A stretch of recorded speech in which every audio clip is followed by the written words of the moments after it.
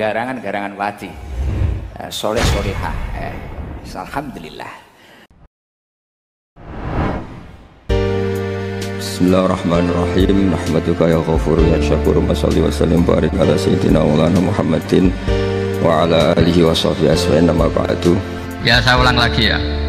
Berarti Rasulullah adalah Rasul yang sukses membuat sarana orang kembali ke Allah, mengakui kudrahnya Allah dengan sarana apa saja, melihat rumput, melihat hewan, dan hewan itu ya apa saja, dabah itu apa saja, hewan yang melata di bumi apa saja, semua bukti kudrahnya Allah. Bahkan Rasulullah sukses membiarkan umatnya nggak ditunggui beliau tetap iman, mergo ditunggui konsep sing super gini kok Al-Quranul Karim. Jelas ya? Tapi caranya memahami ya seperti yang saya terangkan ini. Ya saya baca lagi ya yang jadi annal mu'jizati pakai jamam panas salim, annal mu'jizati al-madiyata, mukjizat-mukjizat yang sudah kelewat itu kanat khisiatan, bersifat fisik, tusyahadu bil absor, hanya bisa dilihat dengan mata kepala, karena qoti soleh wa aso Musa, wa mu'jizatul Qur'ani tusyahadu bil basirah. Sementara mukjizatnya Quran disaksikan dengan mata hati, dan setiap orang punya mata hati. Fayakunu man yattabi'uhu li ajliya aksar li annal ladzi yusyahadu bi ainir ra'si yang qoridu bintiradi musyahidihi walladzi yusyahadu bi ainil aqli baqin yusyahiduhu kullu man ja'a badal awal mustamirron. Sesuatu yang dilihat dengan mata kepala, setelah para saksi ini meninggal, maka setelahnya mencari-cari, bisa percaya bisa enggak.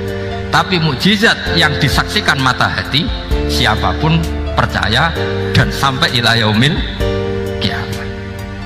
Dan tentu Quran lebih unggul dalam hal ini, dan insya Allah kita semua adalah ahli Quran, yaitu harus punya kesimpulan falamma tabayyana lahu qala a'lamu annallaha ala kulli syai'in qadir. Sebagian ayat wa li ta'lamu annallaha ala kulli syai'in qadir wa annallaha qad ahata bi kulli syai'in ilma.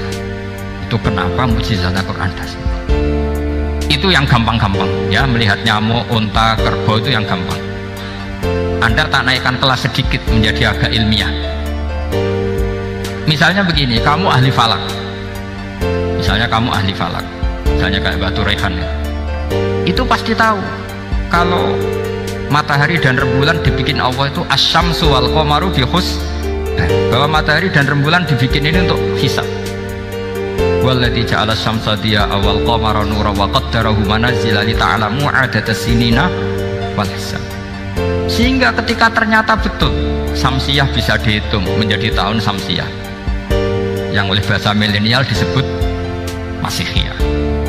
Sayyidina Umar agak tersinggung. Sebetulnya yang namanya hisab itu tidak ada hubungannya dengan Masehi dan Hijriyah, itu nggak ada. Semua berdasar matahari atau apa? Rembulan. Lah sialnya yang samsiyah ini oleh bahasa internasional disebut apa? Masehiyah. Makanya Sayyidina Umar marah terus bilang ya sudah kalau gitu Qamariyah bikin apa? Hijriyah. Jadi itu sebenarnya nama politik. Sebetulnya kalau objektif yang jadi ukuran ya samsiyah sama Qamariyah. Berhubung ini sudah diambil tetangga partai sebelah, akhirnya ya kira-kira gitu lah. Jadi kira-kira seperti itu. Akhirnya kita namanya apa? Hijriyah, apa samsiyah sama apa? Hijriyah. Sebetulnya yang asli ya samsiyah, Qamariyah. Tapi nggak apa-apa lah. Dunia itu pasti ada politiknya. Nah yang repot orang-orang fanatik hukum pakai bahasa nasional itu repot. Jadi misalnya kematian Yesus Kristus itu mesti Batu Rehan kan nggak percaya, akhirnya ditambahi kematian Sibeh karena kalau bilang iya kan percaya, makanya ditambahi apa? Sibeh, karena menurut orang Islam berkeyakinan Nabi Isa itu nggak terbunuh, maka ditambahi apa? Sibeh. Saya dulu pernah usul, karena beliau itu kalau manggil bahasa itu Bude, jadi saya pernah sowan usul buat ditulis gini saja Mbak, kematian Yesus dalam kurung katanya. Tapi mungkin terlalu vulgar ya, jadi akhirnya dibikin apa? Sibeh. Di kalender kudus kan apa? Sibe ya ditambahi Sibe. Ya nggak apa-apa lah, yang penting keyakinannya masih benar gitu. Jadi masih. Nah, kalau usulan saya terlalu ekstrim, Mas kasih apa?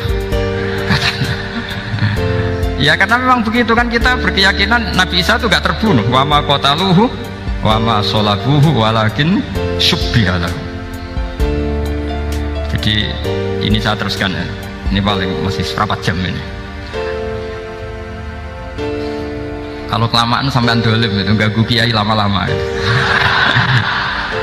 Saya tadi sudah bilang sama panitia, orang Indonesia itu gak sopan. Kalau suka kiai itu didatangkan, itu agak masalah sebetulnya.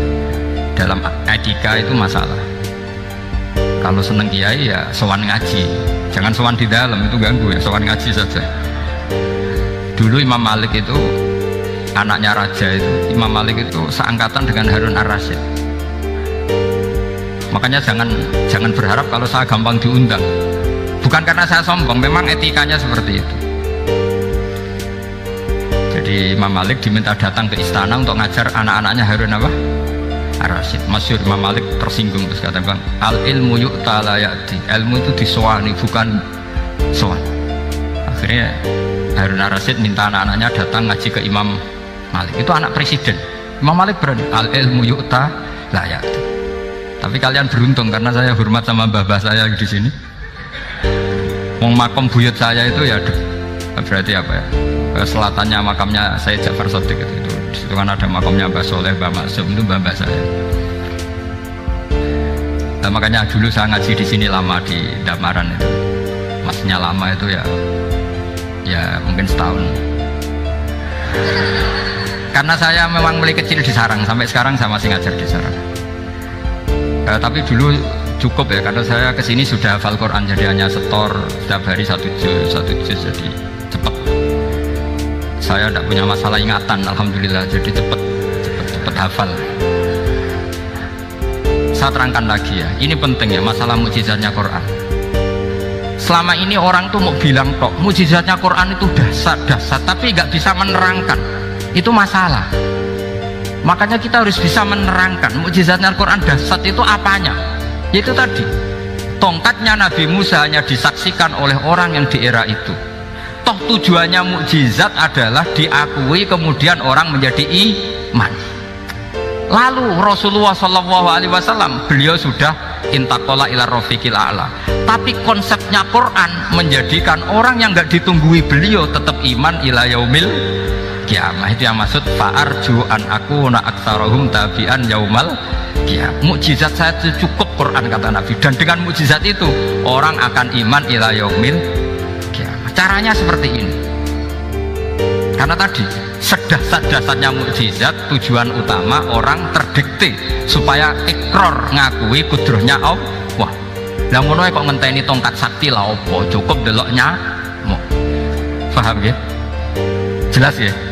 Alhamdulillah, mau naik kelas ini sudah benar ya. Terus kedua begini, kedahsyatan Quran lagi. Quran itu bisa merunut, mentartibkan logika. Bahkan logika ini logika yang universal. Siapa saja merasakan logika itu. Misalnya begini, dulu orang kafir itu punya Tuhan banyak. Tentu yang dipertuhankan yang mana? Yang dipertuhankan itu banyak. Karena pikiran mereka urusan banyak, problem banyak, ya Tuhannya harus banyak. Ada BPKB 3D kan, istri cerewet, macam-macam lah, itu kan problemnya banyak, maka Tuhannya harus banyak. Karena Tuhan itu maknanya penyelesai masalah. Sehingga kalau masalahnya banyak, Tuhan harus banyak. Ketika Rasulullah membawa konsep satu Tuhan, mereka janggal. Makanya mereka bilang, aja'alal alihata ilaha wahida inna hadza la syai'un ujab. Masa Tuhan satu? Ini aneh, nggak bisa. Tuhan harus banyak, karena masalah kita banyak. Itu terpatri, di otak mereka terpatri. Lalu Nabi dengan santai diajari Allah menerangkan, andaikan kalian punya majikan banyak dan perintahnya beda-beda, kamu suka nggak? Ya nggak suka, mat, nggak enak. Punya majikan banyak itu udah enak. Milih mana majikan banyak sama satu? Satu aja, mat. Tuhan kamu adalah majikan kamu. Kalau banyak kamu bingung. Ya mat, satu aja mat. Itu segampang itu. Jadi menggiring. Tuhan itu kan bos kita, tuan kita. Kalau banyak berarti yang memerintah kita banyak, dan bisa konflik bos-bos kita ini karena berebut anak buah tadi. Akhirnya mereka, kalau kamu punya majikan banyak dan perintahnya beda-beda, semuanya minta dilayani, kamu pusing enggak? Ya pusing, Mat. Minta yang mana? Majikan banyak sama satu? Satu saja, Muhammad. Ya Tuhan kamu adalah atasan kamu, maka harus satu. Mereka paham. Oke, Mat, Tuhan satu. Itu yang dimaksud dorobawaw matalar rojulan fihi syuraka umutasyakisuna wa rojulan salamal lirojul hal yastawiyani masalah. Langsung alhamdulillah, karena mereka yang paling bodoh pun paham dengan logika itu, paham kalau Tuhan banyak, perintahnya banyak, kita repot. Maka Allah bikin satu masalah, yaitu rojulan fihi syuraka umutasyakisuna wa rojulan salamal lirojul. Satu lelaki, satu bos, satu perintah. Kayak apa mudahnya Allah. Kemudian mereka tetap menuhankan Lata, Hubal, dan Uzza karena mereka dipertuhankan. Sebenarnya nggak pernah Tuhan, tapi dipertuhankan. Allah memberi contoh tuh sederhana sekali. Wa daraballahu mathalar rajulaini ahaduhuma abkam la yaqdiru ala syai'in wa huwa kallun ala maulah aina ma yuwajjihu la ya'ti bi khair hal yastawi huwa may ya'muru bil 'adl. Kata Rasulullah, Lata itu menurut kamu apa? Ya Tuhan kami. Muhammad, Hubal ya Tuhan kami. Uzzah ya Tuhan kami. Lalu kalau mereka kotor ya saya mandikan, kalau hidungnya coplok ya saya tata. Terus kata Rasulullah begini, kamu mau nggak punya budak atau pembantu yang buta, tuli, bisu? Kamu mau nggak punya pembantu loh ya, pembantu itu budak zaman dulu. Kamu mau nggak punya pembantu yang buta, yang tuli, yang bisu? Wah gak doyan, Mat. Gak apa pembantu ngono. Yang pembantu saja kamu nggak mau yang gitu, kok malah punya bos begitu? Orang yang tuli, yang bisu, yang kopok, jadi pembantu saja nggak layak, kok malah jadi pangeran. Paham ya? Arca dan berhala itu kan nggak bisa apa-apa. Kamu mau gaji ngasih THR pembantu yang kopok, bisu, picek? Mau? Wong jadi pembantu saja nggak sah, kok mau jadi apa? Tuhan atau jadi majikan? Jadi Allah bikin contoh gampang sekali. Wa daraballahu mathalar rajulaini ahaduma abkam la yaqdiru ala syai'in, nggak bisa apa saja. Wa wakallun ala maulah, anane ngrepoti tok. Ainama yuwajjihu la ya'ti bi khair. Tapi intinya berpikir seperti tadi itu salah, bahwa kalau saya berjasa banyak harus mendapat apa? Ini cara berpikir orang-orang Khawarij. Begitu juga era Sayyidina Umar, era Sayyidina Utsman, Ali, itu juga ngalami orang-orang yang ekstrim. Misalnya begini, saya contohkan korban-korban ekstrim yang real. Sayyidina Ali itu masyhur, dia punya musuh besar namanya Muawiyah. Karena permusuhan ini tidak bisa dihindari. Jadi kalau dalam fikih Islam ini, anak-anak saya ajari fikih, kalau orang mukmin membunuh orang mukmin itu hukumnya dosa besar apa kecil? Besar. Itu di bab kisos. Tapi orang fikih itu unik. Di fikih itu ada kitab usial namanya. Di takrib ada kitab usial. Dan di situ ada penjelasan mangkutila dunamali fahuwa syahid. Orang yang dibunuh karena membela hartanya atau keluarganya, itu dia mati syahid. Kalau dia posisi membunuh, maka malingnya atau penjahatnya muhaddarun damu, nggak punya hak untuk kisos karena dia anggap nggak ada artinya darah. Nah sekarang begini, suatu saat ada garong ke rumah Anda, ingin membunuh Anda karena ingin mengambil harta Anda. Anda ingin ingat status mukminnya atau status garongnya? Terus kamu mau dibunuh diam aja? Saya tidak mau membunuh orang mukmin atau membunuh orang muslim.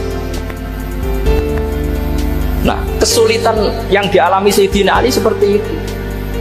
Orang-orang Khawarij cara berpikir, entah Ali ku geblek, wong mukmin kok ben mateni wong mukmin. Muawiyah yo geblek pisan, wong mukmin kok ben mateni orang mukmin. Padahal suasana sudah kacau. Ketika seorang penjahat mau membunuh yang punya rumah dan yang punya rumah ingin membunuh penjahat, itu namanya mukmin bentrok sama orang mukmin. Apa orang benar sahibul hak ingin mempertahankan haknya? Tidak sampai saya tanya. Itu sahibul hak, yaitu yang punya rumah ingin mempertahankan haknya. Meskipun dalam duel ini kadang terjadi pembunuhan. Nah, di sini ini ya, ulama ahli sunnah menyebut masalah ijtihadiyah. Kelompoknya Sayyidina Ali mempertahankan nyawanya meskipun dengan cara membunuh pasukan Muawiyah. Pasukan Muawiyah juga mempertahankan nyawanya meskipun harus membunuh pasukan Ali. Zaman itu susahnya ijtihad seperti itu. Tapi orang Khawarij cara berpikir enggak, ini biang keladi masalah itu Ali sama Muawiyah. Akhirnya mereka malah rapat, ya sudah dua-duanya bunuh saja. Ya masyhur itu, akhirnya Sayyidina Ali dibunuh oleh orang Khawarij. Makanya ini penting ya, pentingnya ngaji seperti ini. Jadi kamu harus dilatih berpikir nubuwah. Ya, dilatih berpikir apa? Nubuwah, disebut al-ulama warasatul. Meskipun dengan cara yang ekstrim, tapi pikirannya saja, jangan perilakunya. Saya punya contoh sekian kasus, sekian tragedi. Misalnya begini, saya itu dulu punya teman, dia soleh, bisa baca Fathul Mu'in. Dia itu janggal, bilang sama saya, Gus, tidak biasanya Rasulullah itu agak-agak nyindir orang fakir. Ini kok ada hadis kadal fakru ayakuna kufur, bahwa kefakiran itu mendekati apa? Kekufuran. Dia itu aneh sekali. Biasanya tidak biasanya Rasulullah kritik seperti itu. Walhasil ini singkat cerita, anak ini ngalami satu trauma. Dia itu miskin. Gara-gara miskin gitu jadi burunya orang non muslim. Dan sering disuruh nganter majikannya itu ke tempat-tempat lokalisasi. Dia mulai mikir, ini gara-gara fakir saya harus nganter orang ke lokalisasi. Mulai ingat dia, Sodaqah Rasulullah, ini gara-gara fakir saya jadi pengantar orang ke lokalisasi. Suatu saat majikannya itu benar-benar bangkrut, malah tidak disuruh nganter, pokoknya carikan yang cantik bawa sini. Positif, waduh. Nah, dia akhirnya walhasil lari terus keluar. Terus dia cerita betapa ekstrimnya fakir, sehingga gara-gara fakir saya harus jadi penolong orang yang mau apa mas. Anda boleh berpikir ekstrim, tapi ekstrim dalam melawan kemungkaran, yaitu tadi saya nggak boleh jadi fakir, tapi takutnya fakir yang nanti jadi alat kemasan. Imam Ghazali juga punya contoh seperti itu. Imam Ghazali pernah marah besar ketika tren di Baghdad itu orang belajar fakir semua. Hatta la yakuna thamma tabibun illa min ahli dhimmah, kata beliau. Sampai di Baghdad itu tidak ada dokter kecuali orang kafir dhimmah. Akhirnya kalau ada ulama sakit, saya masih ingat pas kecil, kalau ada ulama sakit itu tidak boleh dibawa ke rumah sakit, takutnya ketemu dokter muslim, non muslim malah disuntik langsung apa? Mati. Akhirnya ulama saat itu berfatwa, orang Islam harus ada yang jadi dokter. Banyaklah gus-gus yang sekolah kedokteran. Yang masyhur ya seperti Sahal bin Abdul Fattah. Itu dulu putranya Ki Fatah yang menolong Mbah Mahfud saat sembunyi. Saking idolakannya basal, anaknya dinamakan Sahal, tapi dia jadi dokter spesialis bedah. Begitu seterusnya urusan negara. Dulu itu orang jabat itu tidak boleh, karena jabat itu dekat dengan syubhat, dekat dengan haram. Tapi gara-gara pejabatnya non muslim, kalau bikin aturan ya ala non muslim. Ulama akhirnya sadar, andaikan kita yang jabat pasti tidak seperti itu. Bisa bikin perda ini, bisa bikin pelaturan begini yang menguntungkan Islam. Nah, jadilah banyak pejabat yang sekarang muslim. Tempat-tempat maksiat diobrak-abrik sama Satpol PP macam-macam, kita untung. Tapi kalau orang-orang Khawarij pikirannya pokoknya pejabat itu dekat dengan haram, dekat dengan syubhat. Padahal dengan kita jabat bisa bikin perda atau apa yang menguntungkan Islam. Kemudian menjadi masalah baru secara fikih. Ini adik-adik dengerin biar kulino senam fikih. Kalau caleg soleh, misalnya Mas Nadif nyaleng, ini tadi tak guyoni, mau jadi bupati ndak, kalau ya mau saya dukung. Jadi misalnya gini ya, Zaid sama Bakar, saya Bakar itu orang soleh, mau jadi calon lurah. Dia tahu kalau dia lurahnya kampung lebih baik. Kalau yang jadi ini Zaid, itu kampung itu rusak karena dia suka dugem, suka macam-macam. Kemudian Zaid ini pasti jadi karena beli suara. Misalnya per kepala itu dibeli 50.000. Bakar ini kalau nggak beli suara kalah. Padahal dengan kalahnya Bakar artinya kemenangan kemungkaran. Itu zaman era Fathul Mu'in, muridnya Ibnu Hajar Al-Haytami. Ibnu Hajar muridnya Abu Zakaria Al-Ansori itu fatwa, yang soleh ini wajib beli suara, bukan boleh, wajib beli suara. Tapi ini namanya tidak nyuap, perlu dicatat, ini namanya tidak nyuap. Jadi tidak bisa kamu kaitkan misalnya ar-rosi wal murtasi finnar. Yang nyuap maupun yang menerima suap adalah sama-sama di neraka. Tidak bisa seperti itu, karena logikanya dibalik. Sekarang Bakar ini beli suara itu untuk membeli kebenaran, untuk mengawal kebenaran. Zaid beli suara untuk menopang kebatilan. Berarti namanya Bakar ini penyuap atau pembeli kebenaran? Pembeli kebenaran. Harus dibedakan. Nah, ini pentingnya ulama. Memang nyatanya seperti itu. Yang dikatakan nyuap, riswah itu adalah membayar uang li'ibtolil haqqi, untuk membatalkan kebenaran atau membenarkan kebatilan, itu namanya nyuap. Tapi kalau mengeluarkan uang untuk menghakkan barang hak dan membatalkan barang batil, itu namanya uang perjuangan. Nah, ini pentingnya mikir. Jadi ulama itu mulai dulu sudah berani. Nah, sekarang sudah banyak orang-orang khusyuk yang biasa di masjid itu khusyuk. Kalau ditanya zaman akhir rusak kabeh, wong soleh-soleh wis nyuap. Kalau orang soleh ini tidak nyuap ya tidak jadi. Kalau nggak jadi mereka nggak ada yang jadi DPR, nggak ada partai Islam, habis malah Indonesia. Saya itu punya kenalan banyak pakar-pakar di Jakarta, itu cerita saya, Pak Bahar. Indonesia itu solusinya gampang. Kita ini punya Bali, punya Batam. Itu kalau Bali dimakaukan, Batam dikayakan Hollywood. Amerika kaya itu bukan karena hebat, pornografi dijual, tinju di Nevada itu dijual, di Las Vegas dijual, apa saja dijual. Oh, tidak kaya itu gimana? Sementara Indonesia mau aur-auran gitu, sukan partai Islam. Sebenarnya Indonesia gampang, kalau ingin kaya Bali itu dikayakan Hollywood atau dikalahkan Macau jadi kota judi, Batam dijadikan kaya Las Vegas. Itu transaksinya pasti triliunan. Orang kamane wong muda dijual, judi dijual, orang tinju dijual. Tapi gara-gara ada partai Islam, nyari rumus solusi ekonomi itu yang tidak seperti itu. Akhirnya kangelan, akhirnya rapati sudah. Tapi barokah, tetap barokah partai apa? Yang menangnya caleg-calegnya rata-rata ya beli. Kalau udah beli habis.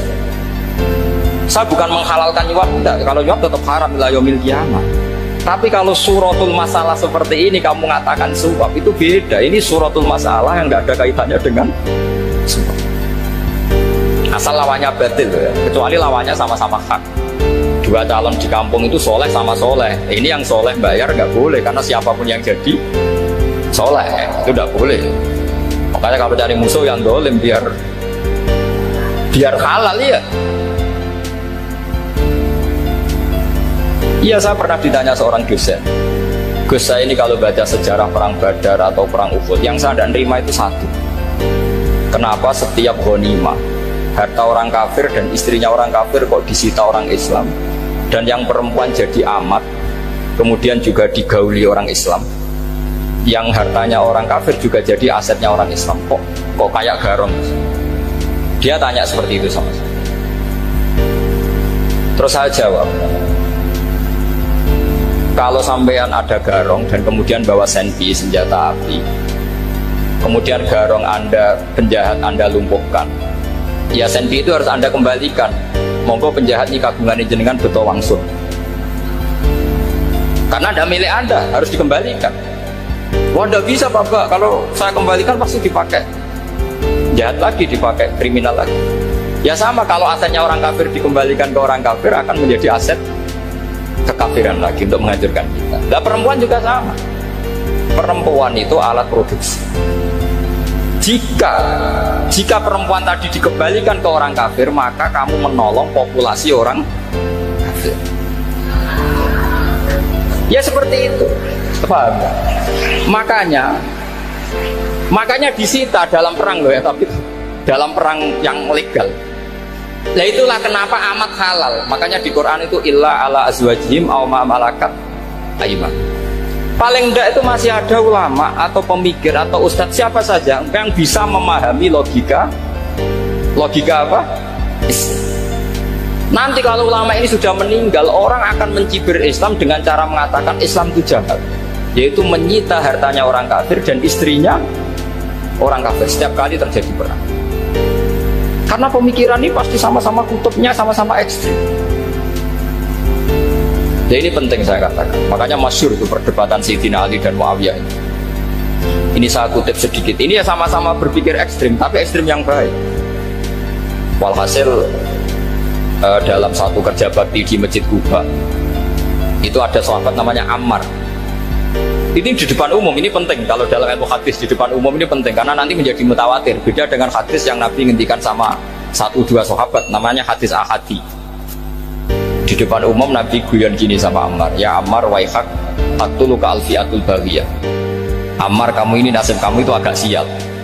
Karena nanti yang membunuh kamu itu kelompok yang tidak benar. Alfiatul baghiyah itu kelompok yang tidak benar. Itu disaksikan sekian sahabat. Walhasil suatu saat Ammar ini ikut perang dan ikut pasukannya Ali dan terbunuh oleh pasukannya Muawiyah. Seneng Ali. Walhasil Ammar ditemuin sama ya Muawiyah. Al-ana dhuhara bi anna fi'ati haqqun wa fi'ataka baghiyah. Sekarang kelihatan siapa yang benar. Saya yang benar, kamu yang salah. Kenapa? Karena Ammar kelompokku dan terbunuh oleh kelompok kamu. Padahal kata Rasulullah yang membunuh Ammar adalah kelompok yang salah. Tapi Muawiyah pintar sekali, dia jawabnya gini, laula kama kutila Ammar. Ammar terbunuh karena bela-belain kamu. Kalau kamu tidak nyuruh dia perang juga gak terbunuh kan? Jadi kamu ikut andil terbunuhnya siapa? Ammar. Tapi apa kata Sayyidina Ali?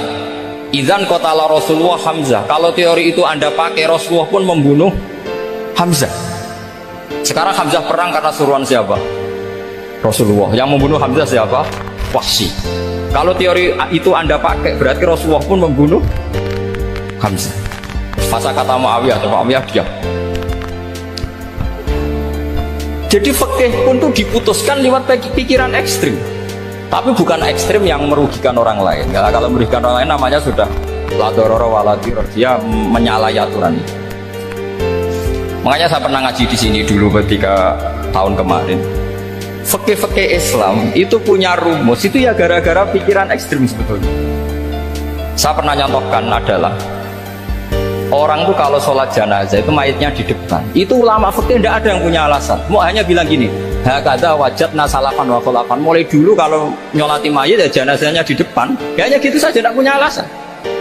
Makanya ulama lain mengatakan tidak apa-apa jenazah di belakang, yang sholat di depan. Kenapa? Fa innaha laysat bimanzilatil imam. Memangnya jenazah imam harus di depan. Itu ya tidak ada yang bisa bantah. Bagaimana mungkin harus di depan? Oh, enggak, imam kok harus. Yang harus di depan itu imam. Jenazah itu imam apa enggak? Enggak. Terus alasan kedua, sholat ghaib. Kalau ada orang mati di Surabaya, Mas Nadib di sini, sholat ghaib boleh enggak? Boleh. Jenazahnya di depan apa belakang? Di belakang kan? Berarti ya harus enggak jenazah di depan? Ya dia mau ngakeh jelas kalau gitu. Lah ini contoh-contoh kecil.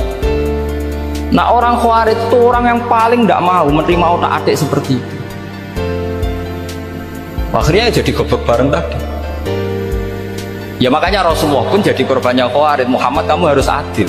Karena pikiran mereka adil itu yang memberi banyak ya dapat banyak. Kalau pikiran nubuah tidak seperti itu. Kalau yang biasa memberi, biasa heroik, biasa baik ya biar tetap biasa memberi. Jangan dilatih jadi apa? Fasih. Ini mungkin adik-adik juga agak keberatan, tapi harus dilatih. Makanya saya itu jadi kiai itu ya mulai kecil, anaknya kiai, putu kiai, saya itu yang mulang itu senang. Saya tidak pernah terlintas dikasih santri atau dihormati anda. Mungkin sampai mati agak terlintas. Ya pikiran saya sederhana. Biasa mulang pahlawan, malah sekarang pasien itu malah kayak cemen, kayak turun kelas gitu. Jadi saya terus ya enggak kepikiran sama saya. Loh kalau saya minta sama Allah karena itu atasan saya. Makanya ada ulama yang ekstrim gini, ini kisah nyata. Ada ulama alim datang ke seorang raja, rajanya ini soleh padahal. Ternyata pas raja itu berdoa, ya Allah saya kasih ini. Padahal ulama tadi itu mau mengajukan proposal, mau minta apa gitu. Terus dia pulang, ketika ditanya, Pak Kiai kenapa pulang? Ternyata raja itu minta zat yang sama yang saya mintai. Kalau raja saja masih minta, ngapain saya minta raja? Saya akan minta zat yang dimintai raja. Pulang dia. Wah, itu ya pikiran ekstrim, tapi bagus ekstrimnya. Saya akan minta zat yang dimintai raja. Kalau sampean kan enggak, uteke saya les, sholat dinteni, tetap jalo. Oh, kok orang mikir seperti itu? Emang wis salah didik.